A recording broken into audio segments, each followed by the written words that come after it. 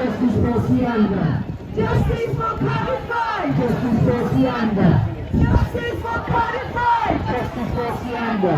Justice. Share with you all how it's affected me as a black woman. At every single juncture in my life since living in Wales, I've faced racism, whether that be in primary school, with microaggressions and learnt behaviour from pupils and my peers, in high school, overt racism from teachers, in my work life, being the token black girl and being misunderstood, and all of that really contributed to a massive amount of self-hate in me. So much self-hate and so much self-doubt that I actually was in a situation where there were many red flags to show me that my life was in danger, but I thought in my head I was just being anxious. I wasn't being anxious because hours later I got my head kicked in by two men in a racially aggravated assault. In that racially aggravated assault, the police turned up and I thought that they were there to help me. Instead, they conspired and they planned to set me up for this crime, basically. They hid evidence from the CPS, they refused me my rights, they interviewed me when I was not medically fit and able to be interviewed. They didn't allow me to have the right to properly defend and stand up for myself in court. They lied under oath. The jury disregarded every single piece of evidence that clearly shows that I was the victim and they were the aggressors, and I ended up being sentenced to 4.5 years in prison. I got out last year and the campaign is still going because I'm still not free from this conviction. I'm still not free from the clutches of this institutionally racist system. I have to report my movements, my actions to probation. I'm under watch. I am not free. Sorry. Sorry.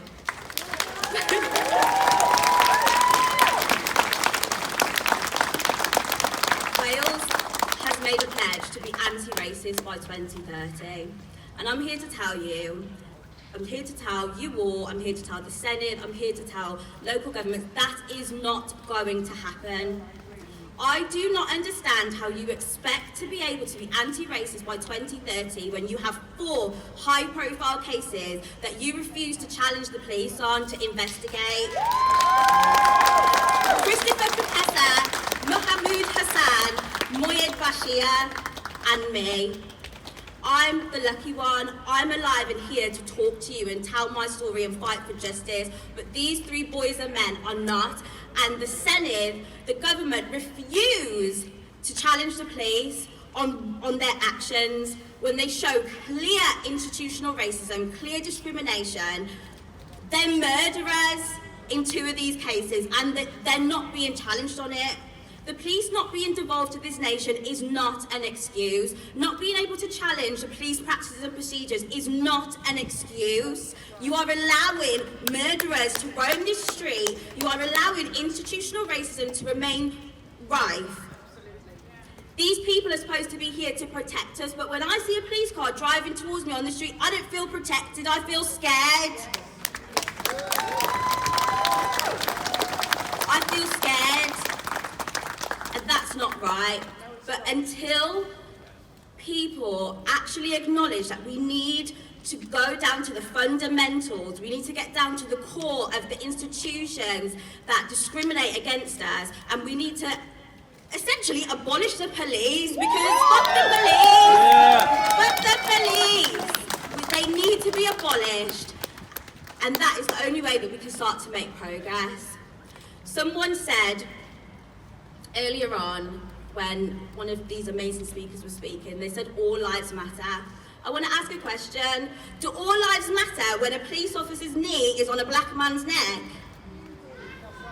No, they don't matter. Does all lives matter when a judge sentences a disabled black woman to 4.5 years in prison for a crime she didn't commit? No, it doesn't matter.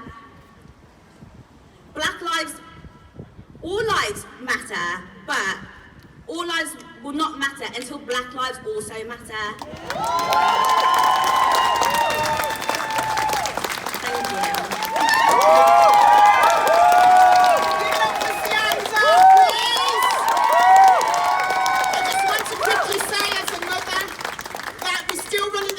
Siyanda campaign, I am now printing the receipts of how Dyfed Parish Police deliberately failed Siyanda. Please support Siyanda by signing the petition. There is over 571,000 signatures. We want to get it to 1 million. I am proving that Dyfed Parish Police deliberately hid evidence at the Siyanda website and on Instagram. Also, I do want to touch about the anti-racist support. I congratulate Wales on creating it, but we are not a minoritized people. We are called ethnic minority people in that report. That does not stand well with me. Does that stand well with you people? We are a global majority. I have read the part of the report on criminal justice, and as Siyanda said, if you would like the police to be devolved to this country, you need to hold them to account, not just on stop and search, on how they criminalise black people and when they're the victims. That needs to be held accountable, and they need to be held accountable. I'm here, standing here to say to you, especially to the black community, we are a majority. The reason why this is happening now, because of the 2020 movement, we have a voice. Black people, black community, brown skin, brown community and the allies, you need to continue with your voice and continue with this movement and push Wales to hit that target. If they want to hit the target, keep raising your voice, keep pushing them to do their job, because we want equality and we want equity, and we do not want any more families like Siyanda, like the Cardiff Five. We do not want any more of families suffering. So please support us and shout Black Lives Matter! Black Lives Matter! Black Lives Matter! Black Lives Matter! Black Lives Matter! No justice! No peace! No justice! No peace! Thank you, everybody. Thank you.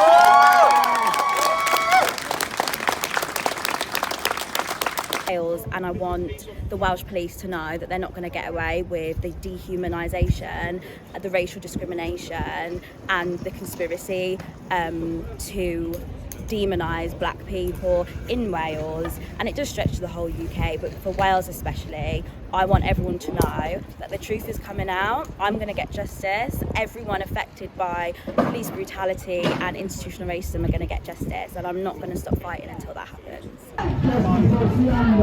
Justice for Cardiff! Justice for Siyanda. Justice for Cardiff! Justice for Siyanda. Justice for Cardiff! Justice for Siyanda. Justice!